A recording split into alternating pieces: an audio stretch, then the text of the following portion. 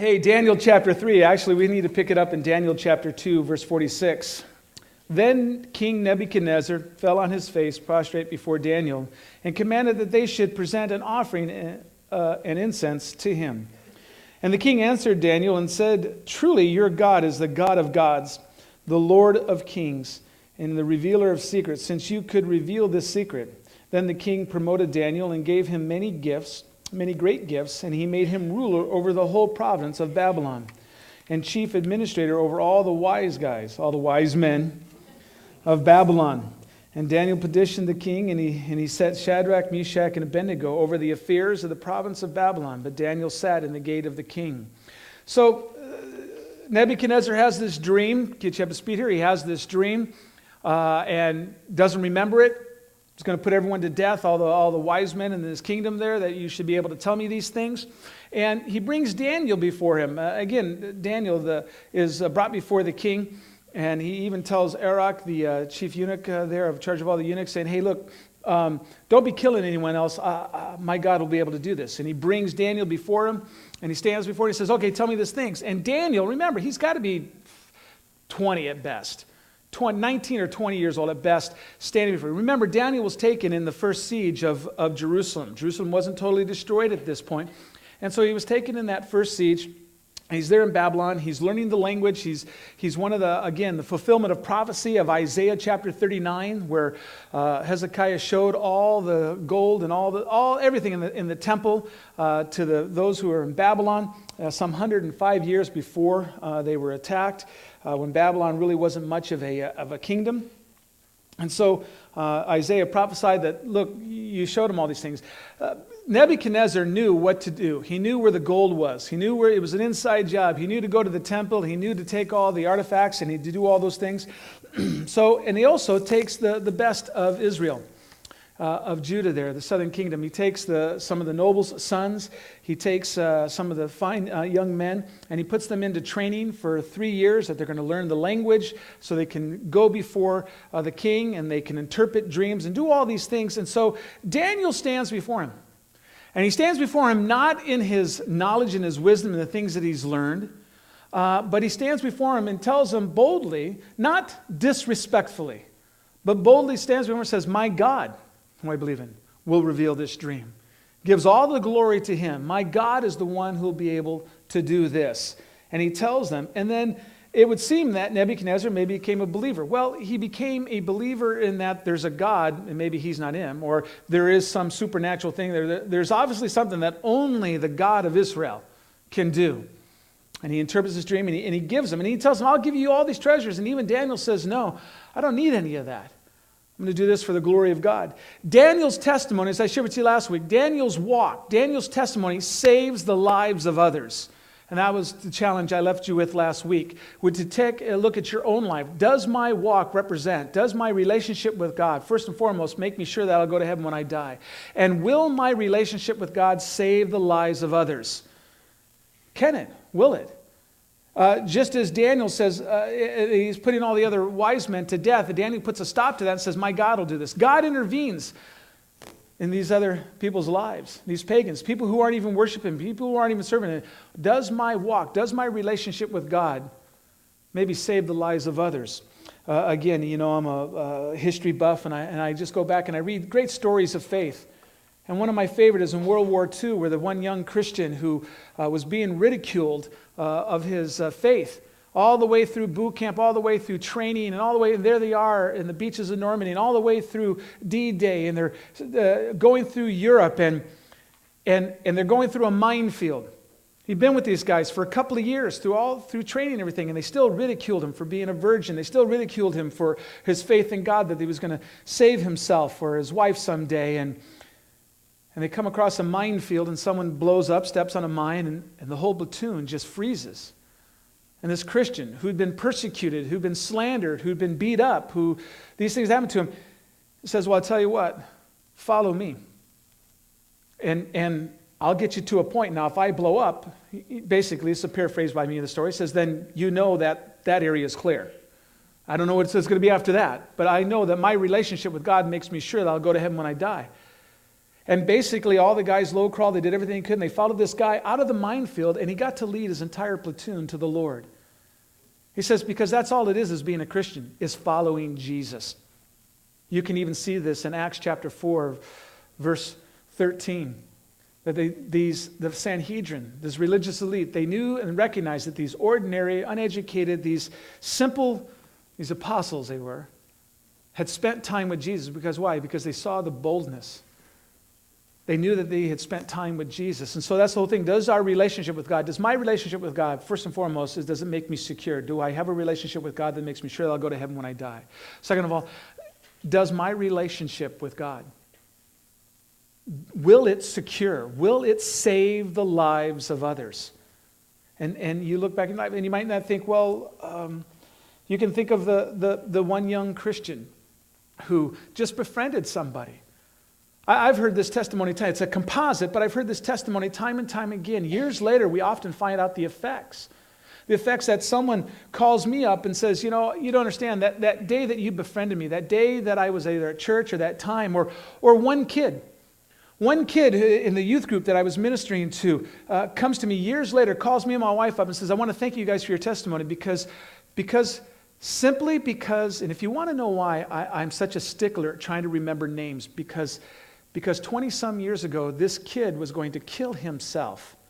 And simply by the fact that I remembered his name every week, he kept coming back to youth group. And he's alive today, and he's walking with the Lord today, and he thanks me and my wife and just the testimony that we were able to share. So yes, maybe not in such a dramatic way of leading someone out of a minefield, but simply remembering someone's name at youth group saved that kid's life because he contemplated. And in my own life, me contemplating death as a young kid in junior high school and just not liking life and being a drug addict and stuff, and this one lone Christian, Lorraine Chase, would minister to me.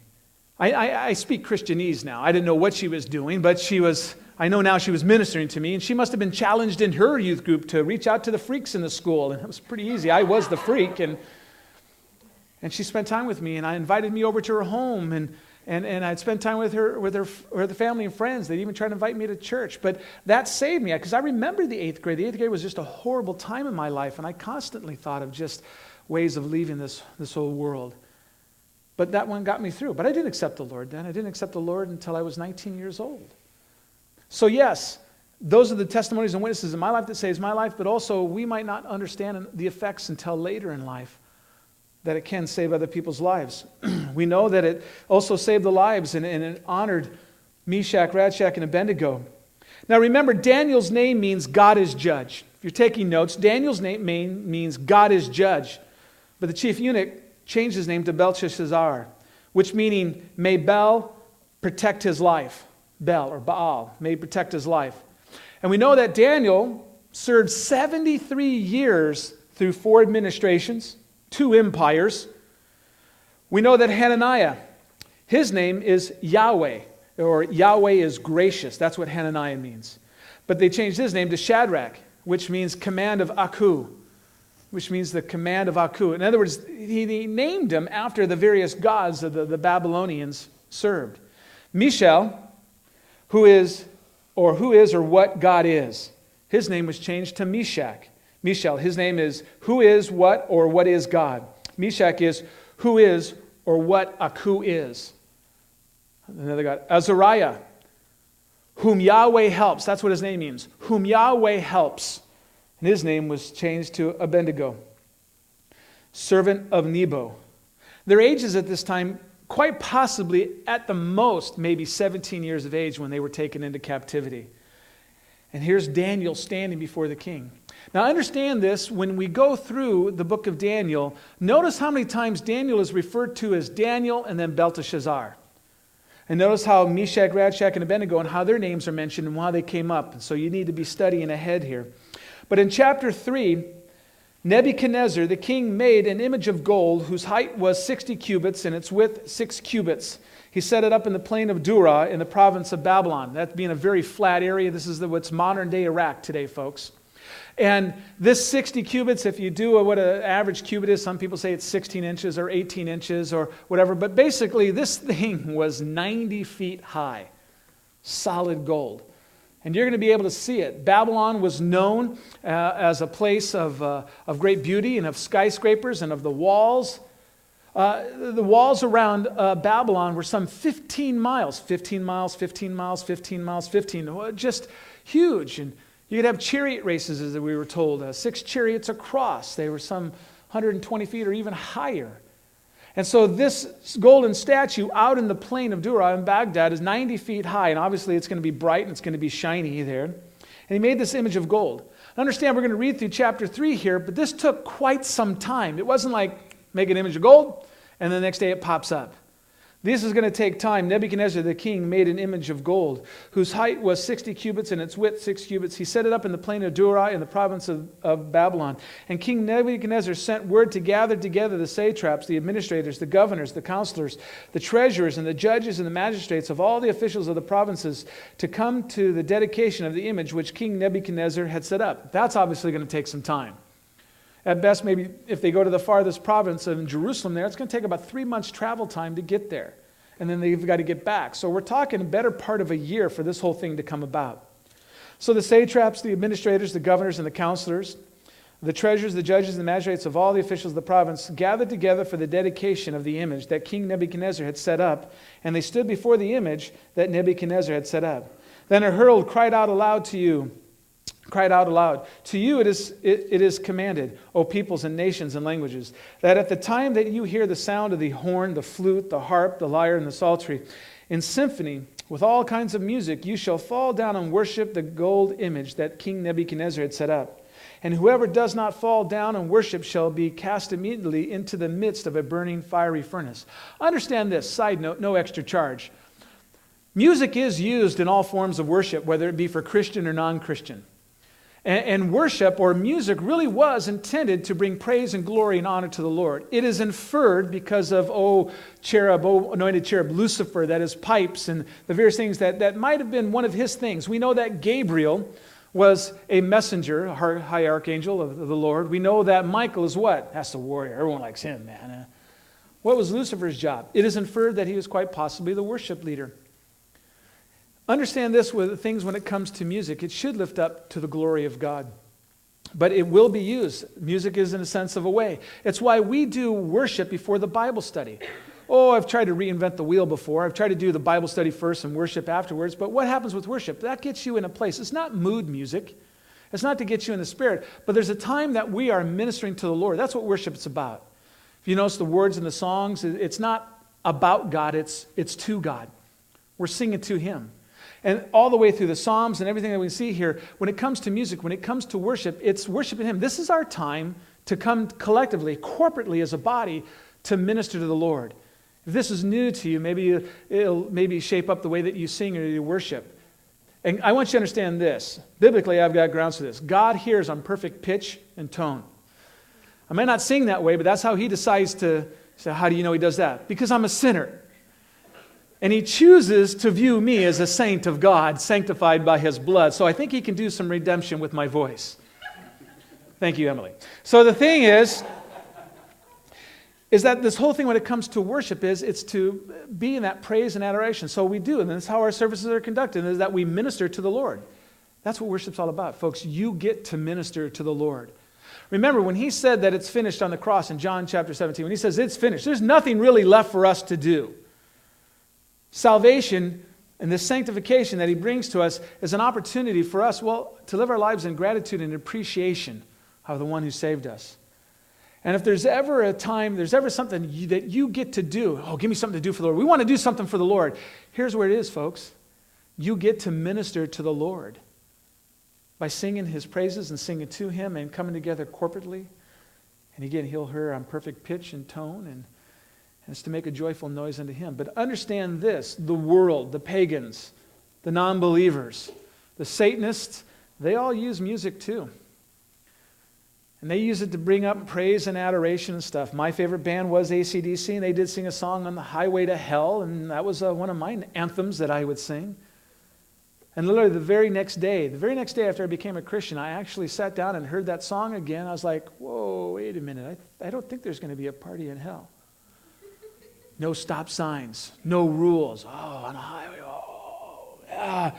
So I was just listening to the words of that song. I'm just going, I don't think that's going to match up with what and then, well, then, I'm no longer buying a Stairway to Heaven. It's something that God gives to you and I. Oh, yes, I do change the words around to some songs that is still in my head. I got me a Jesus-loving woman. I got things like that. But understand this. The world knows how to use music and to get you in the mood and to do those things. And I would just encourage you about what you listen to, because you can't just listen to the music and not listen to the words and stuff. And it's why I choose not to listen to secular music. It's just because it's hard for me. It's hard for me because I remember all the sins I was doing, the various crimes I was committing, the various things I was doing, especially back in the day. Back in the day, Led Zeppelin used to be heavy metal, and it's on the soft channel now. K-Light and stuff. See, one God that they have no image, nothing made out of hands that they can replicate and they can devote to or do things. But yet whenever a conquering kingdom set up an image in the temple or in Jerusalem, man, the Jews just went crazy. You can read about the Maccabean revolts and stuff, and that's what happened. They were pretty docile. Okay, we're conquered people, we're going to go our way. But as soon as you set up a gold image, as soon as you said those things, the Jews are like, that's not it. And so the Jews here are like, okay, we're pretty much assimilated, we're pretty much in Babylon, we're pretty much here and stuff like that, but I've got to make a stand here. And so much so that now they bring this decree, they bring this to the king and say, look, now all the Jews aren't doing this, but yet there's 3 that are also in your cabinet that are with you. You've made this decree. And understand this if you haven't already so far. Nebuchadnezzar is a hothead. This is a guy who's given power and this authority, and no one like him will ever be again until the end times we see here. But again, remember the prophecy that was already given, or the interpretation of the dream. Nebuchadnezzar, of that image that you saw, the head of gold. This is quite possibly why he established and set up this gold image, because he was the head of gold. And then you had the various other kings, the other 3 that we know that were going to be the Medo-Persians. We know that the iron mixed with clay is going to be that 4th kingdom, is going to be the Roman kingdom. But we also know that the legs and stuff, and also represented that leopard, is that of the Greek Empire. And it's also told us in that dream that after you will be an inferior. Not that they will just be totally inferior and just weak and amoebic, but in other words, you have the say over the whole land. The other kingdoms which will be established after you will be inferior to that. And we've seen that. We've seen that with the Medo-Persians. And we're going to see that with Darius and Cyrus. We're going to see them setting up various governors and various things. And they're not going to have the supreme rulership as Nebuchadnezzar does. And he just, if you live, you live. You die, you die. And we see that he was such a hothead. And so much so, he was like one way or the other. So here in the last chapter, he's like, oh, you have the God of gods, the King of kings, the Lord of lords. And I'm going to give you all these gifts. And he's coming a little closer. He kind of becomes a believer. But now he sets up this gold image. And now the 3 that he has in his cabinet, it's implied that Daniel's nowhere around. It's not implied that some would say that Daniel, well, he must have bowed down and just these 3 didn't do this. But no, it talks about all the Jews, that they would not bow down to this. Verse 13, the Nebuchadnezzar, in rage and fury, gave the command to bring Shadrach, Meshach, and Abednego. So they brought these men before the king. Could have brought all the Jews, but here was 3 Jews he's going to make an example of. You're Jews, and understand this. Why am I a Christian today? Because of Jews. Why do I believe that Jesus Christ lived, died, and was resurrected? Because of the Jew. Because of all the promises that God has made in His Word. We were just in Israel. Here's a people who've been dispersed for almost 2,000 years. About 1,900 years, they kept their same language, their identity, they kept their religion, they kept their vocabulary, they kept everything, and they're still Jews to this day. But there are not Hittites, Girgashites, Uptites, Out-of-sites, all of them. No Babylonians. But they're still Jews to this day. And this is one of the identifying marks. Look, we can be docile, we can be corralled, we can do all some stuff like that, but you set up a gold image, we're drawing the line there. We've already seen respectfully that Meshach, Shadrach, and Abednego, we've seen that Hananiah, Azariah, and Daniel, and Mishael even told the chief of the eunuchs, look, respectfully, they didn't just put it out there, they respectfully said, look, just give us 10 days and see if our diet isn't better. If our diet isn't better, then after 10 days, you still got 3 years with us to correct whatever you think. Just give us a test here. And the chief eunuch found that these guys had a better diet. They were doing it, and they wanted to keep themselves pure. See, that's one of the things that I tell you to do with your employers. If there's someplace you need to go, there's something you need to do. One brother said, look, he goes, I don't want this email system anymore. I don't want this thing anymore. Why? Because I'm tired of getting the ads for Viagra and all kinds of enlargement things and all kinds of pornography and all this disgusting stuff. I don't want this anymore. And he says, I am a Christian. I'm trying to keep my eyes pure. I'm trying to think about the good things. I already have enough junk in my head. And I'm respectfully submitting to you. I've seen the company just turn around and say, oh, okay. I've seen others going and says, I'm a Christian, plant the flag, and I will not have this, and this will be damned, and no more. And then then you just started a fight. But look what Daniel did. He respectfully went to them and says, look, we want to keep ourselves pure. This is our religion. This is what we do. And would you please do this? And he even says, look, here's even a test. See, that's the other thing, the third thing about your walk. Will your test stand the test of time? There's many people who can sprint. Hey, I've been a Christian 28 years now, folks. And I can tell you, out of the 25 guys in my unit who we came to the Lord with, there's only 4 of us today walking with the Lord that I know of. My circle of friends of Christianity have gotten smaller and smaller and smaller every year. And some of you know the testimony. Up until last year, it was 5 of us who were walking with the Lord. And now it's down to 4. And so here's the thing that he respectfully submits to them and says, look, can we not have this? And when you do that, when you explain your plight, I've gone to my employers and said, look, I need to be off. I need to get off at this time because I need to go to midweek service or I need to go to Bible study. Like, why is that? It says, well, because I need to go to Bible study. I need to go there because it helps me in my walk with the Lord. And I've literally told him, I said, look, you want me to go to Bible study. You want me to go to midweek service. Well, Sunday's a given, you know that one, but I need to get off at a certain time. He says, why? Well, because my old tendencies is that if I don't walk with the Lord, I'm probably going to rip this company off. They're like, excuse me? Oh, yeah, and it's easy. And I began to show them how, this and this and this and that. Oh, yeah, I can tell. Used to be a shoplifter. I used to be, stuff like that. Well, how could that be? Well, I'm not going to go into the things because I don't want to give anyone ideas here, but I would show them various techniques and maneuvers. Whenever I give demonstrations on how to prune a pot plant or how to steal, I notice people start to take notes then. So I want you guys to understand this. I said, if I don't walk with the Lord and I backslide and I turn away from the Lord, I'll rip this place off. Because when I come up against something I don't know, I'll fall back on what I do know. And what I do know is I could rip this place off. Really? And then they made me the store detective there at the one place I worked at. And I would spoil various shoplifters and stuff like just by doing certain things, by walking up and saying, hey, how you doing? Can I help you? No? Okay, well, I'll stand right here until you need me.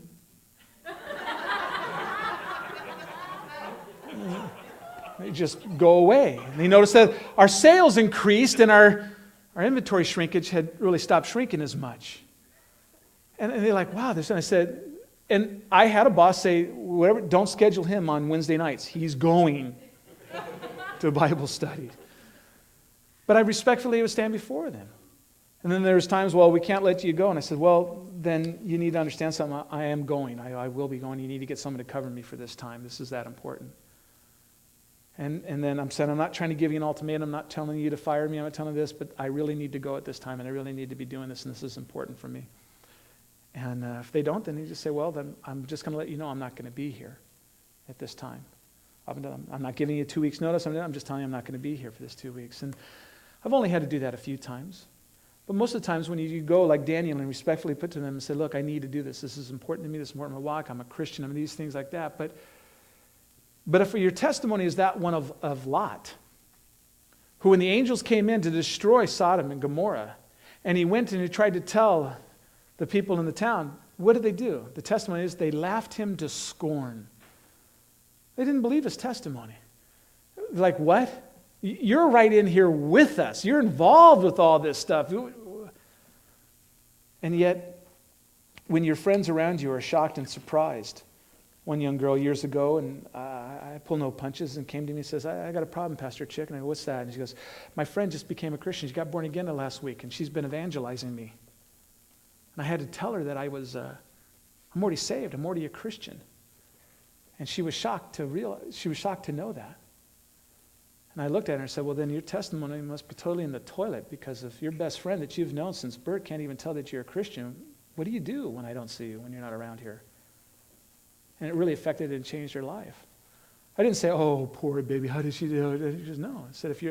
I said, but understand this, your best friend is evangelizing you. Have you ever evangelized her? Well, no, I haven't. I said, then it looks like your friend really is your best friend because she cares more about your eternal soul than you actually cared about hers. That affected and changed her life. Will our testimony stand the test of time? And so here, Meshach, Shadrach, and Abednego are going to have a test.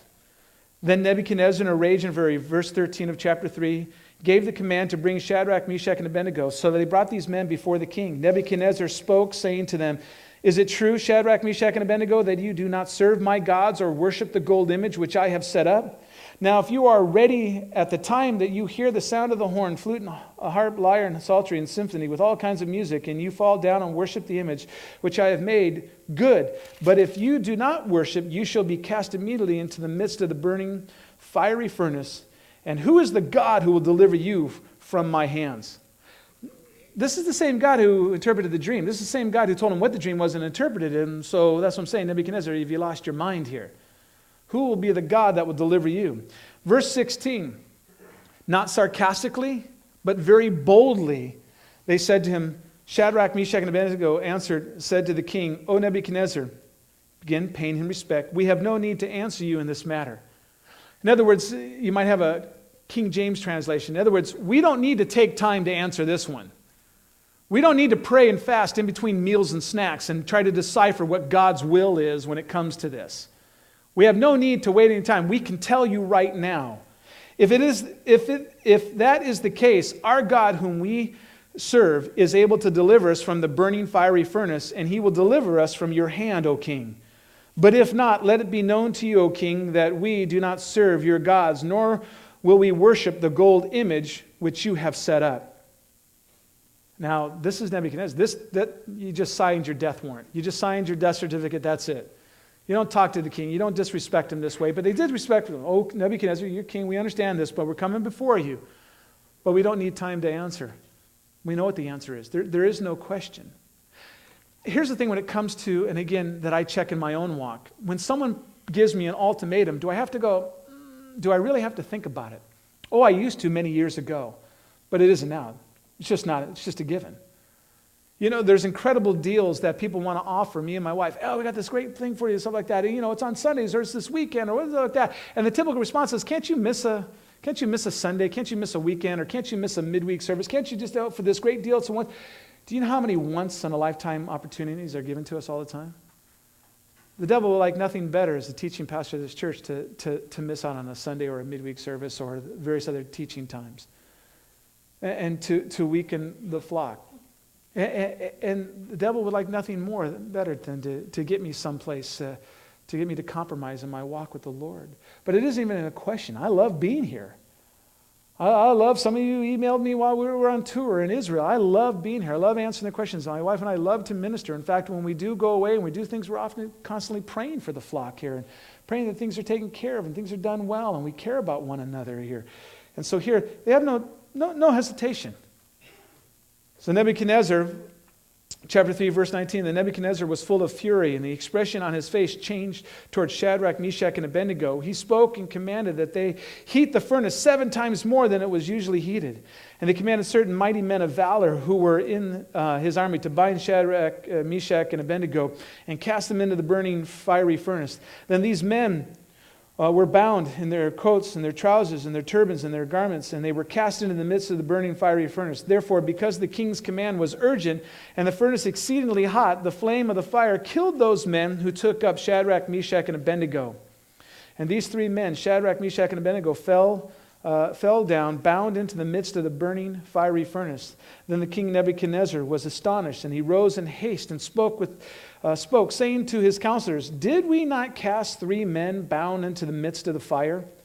They answered and said to the king, "True, O king."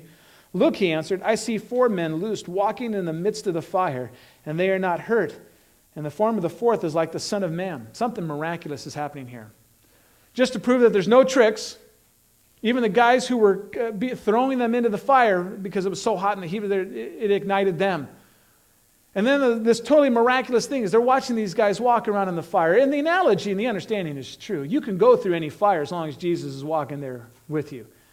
I can go through any fire. I can go through any temptation. I can go through any trial as long as I know that I'm where Jesus is. If I'm where Jesus is, I'm going to be okay.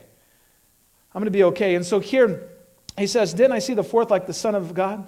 Verse 26, then Nebuchadnezzar went near the mouth of the burning fiery furnace and spoke, saying, Shadrach, Meshach, and Abednego, servants of the Most High God. Looks like he's becoming a believer again. Come out and come here. And Shadrach, Meshach, and Abednego came from the midst of the fire. Now, I don't know. Sometimes I just like, no.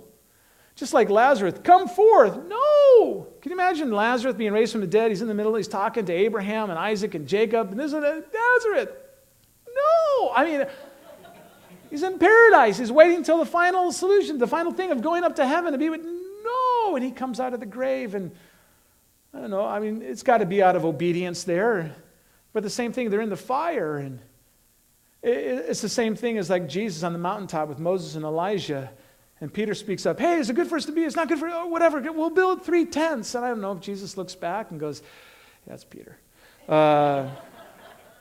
Patience. And that could be you and I. And so here they come out of the midst of the fire.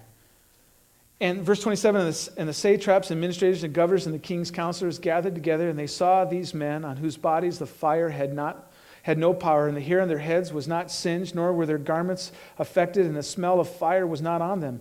Nebuchadnezzar spoke, saying, Blessed be the God of Shadrach, Meshach, and Abednego, who sent his angel and delivered his servants who trusted in him. And they have frustrated the king's word and yielded their bodies, that they should not serve nor worship any god except their own God.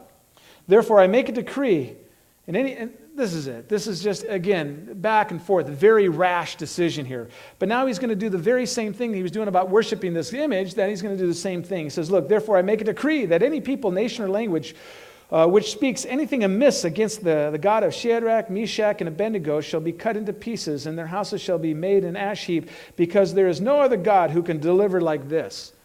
Remember, it's when you come to that point in your own life that you understand your need for the Savior, your need for Jesus Christ in your life. And no decree, you cannot legislate morality. You cannot legislate this. But Nebuchadnezzar, in his enthusiasm, he might be coming young in his faith, but he's growing, but he's going to take his power and he's going to go the other way. I've seen many of, in the 70s or in the 80s as well, I've seen many of former rock and roll stars come to know the Lord and only last a little while.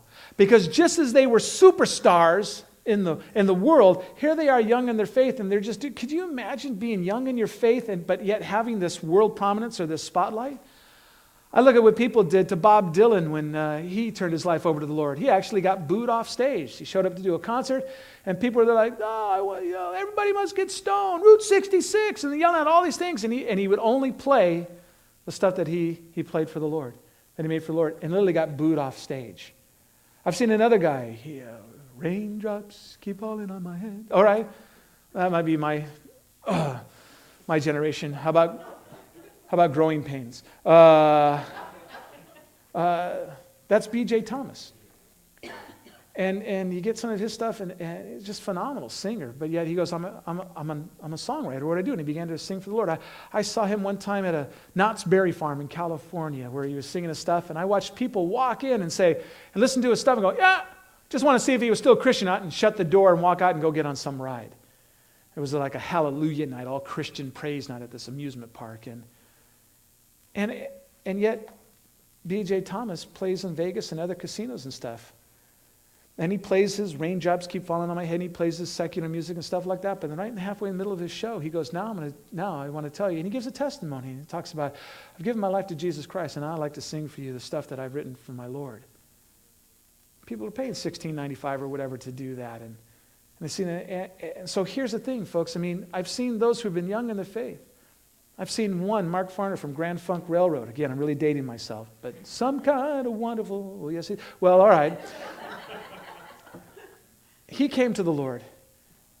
And these labels wanted to sign him and say, okay, you can start doing some Christian stuff while you still have name recognition. And he didn't. He says, I'm not going to do that. And he took years to grow in his relationship with the Lord. He became a youth pastor there in Florida. And now he's out touring with Grand Funk Railroad again. But yet he's changed all the words to his song. Jesus is that some kind of wonderful. You see, he wrote the song. He's the author of the song. And so he can do whatever he wants with that song. And you've seen the group Kansas, Kerry Livgren, and he became a Christian. And he started changing the words to his songs. And not very popular anymore in the secular world. But yet understand this, folks, that they stood this test of time and something supernatural happened. And God gets all the glory.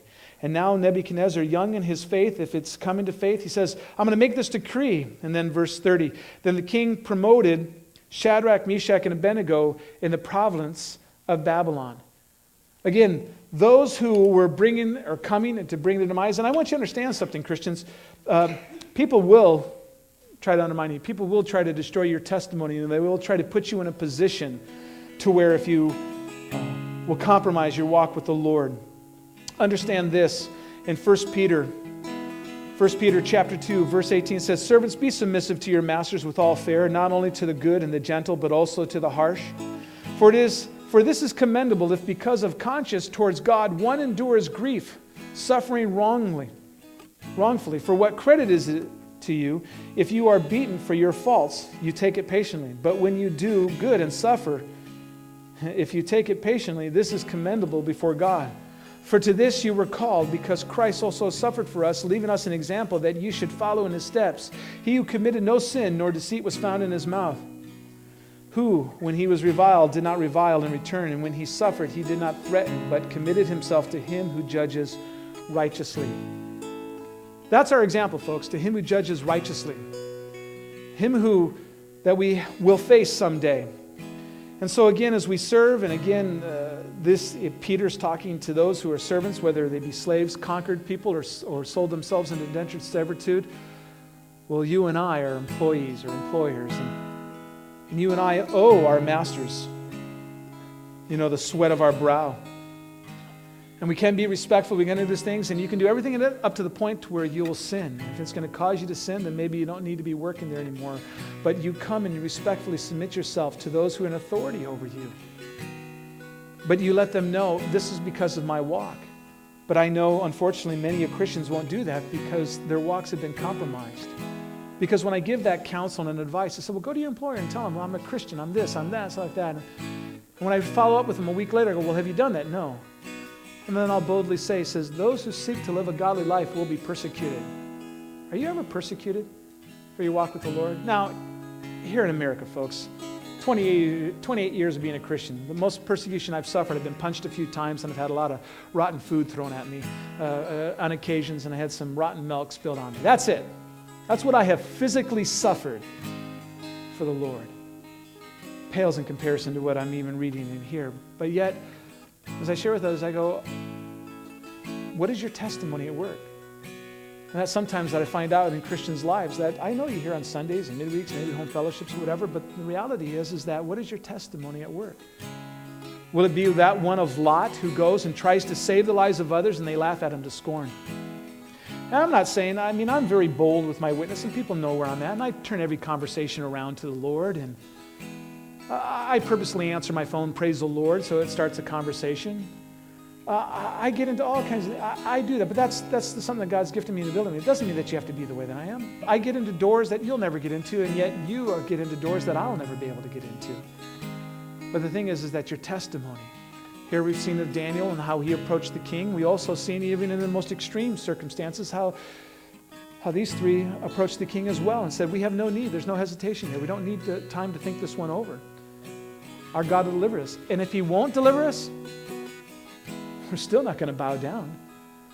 Don't you understand? I have eternity waiting for me. This isn't a bad thing. It's a good thing. And it was such a good thing that they were walking around in the fire, but they had to be called out. You can go through anything, folks. You can go through anything as long as you're where Jesus is. And so with that, would you stand and let's pray? Lord Jesus, as you tell us in Daniel's name that God is judge, in Hananiah's name, Yahweh is gracious, in Mishael's name, who is or what is God, in Azariah's name, whom Yahweh helps. These are little code words for us, Lord, that you are the judge. You are who you are. Yahweh is gracious. You are Yahweh who helps us. And so, Lord, may we surrender all to you today. May we take from this last couple of weeks of Daniel and Meshach and Shadrach and Abednego, or Hananiah, Mishael, and Azariah, Lord, that we take from their example, whether it be one of quiet submission and coming and presenting ourselves before the King, or if others put us into a position to where we make that stand. And so be it, Lord, that you tell us in your word, in the New Testament there, that we don't need to worry or fear the kings or the governors or the magistrates or whoever we're brought before, because in that time you will bring back to remembrance all that you've said to us. And so, Lord, may we trust you this week, and may we apply this week. May our walks with you, our lives with you, save the lives of those around us. Maybe it will be when we get to heaven, we find out how many lives really were saved around us, Lord, simply by trusting you and living for you, Lord, whether it be outward and gregarious like me, or inwardly, Lord, in that quiet, small, still voice of a witness. But Lord, may we remain in your service and wholly, solely, totally committed to you. We praise you and we thank you, Lord, for this opportunity and this great witness and testimony that is set before us. For we surrender all to you, Jesus, in your name. Amen.